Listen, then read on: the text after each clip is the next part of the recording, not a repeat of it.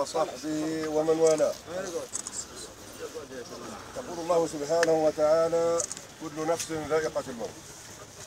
كل بده يموت، صغير كبير امير وزير، كله بده يموت. كل نفس ذائقة الموت وإنما توفون أجوركم يوم القيامة. أجور يوم القيامة. فمن زحزح عن النار وأدخل الجنة فقد فاز.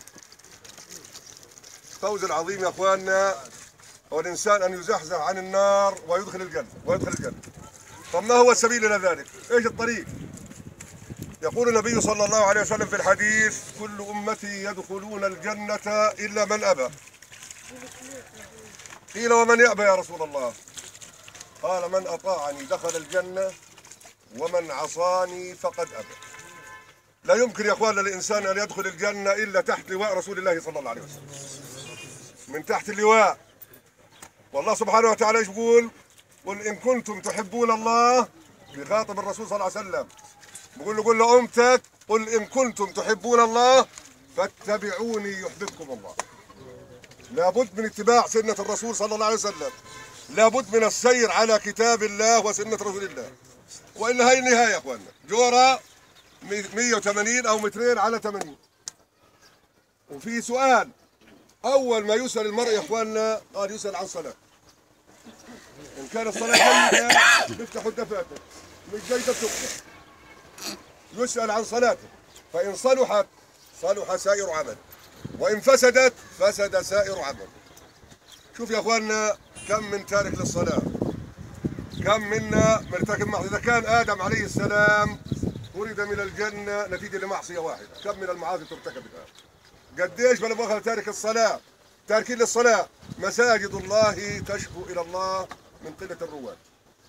شوف يا أخواننا، يقول ابن مسعود: من أحب أن يلقى الله غدا مسلما فليحافظ على هذه الصلوات حيث ينادى بهن. كثير بقول لك أنا بصلي. طب وين بتصلي؟ بصلي في الدار. ابن مسعود ايش بيقول يا أخواننا؟ من أحب أن يلقى الله غدا مسلما فليحافظ على هذه الصلوات حيث ينادى بهن، فإن الله قد شرع لنبيكم سنن الهدى وإنهن من سنن الهدى، ولو تركتم سنة نبيكم لضللتم. الضلال في عدم اتباع سنة النبي صلى الله عليه وسلم. كم منا من يخالف يا أخواننا؟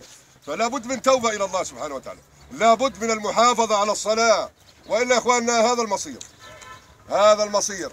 فحافظوا على صلواتكم وتوبوا إلى الله من الآن يا أخواننا. يعني الإنسان توبته لله سبحانه وتعالى.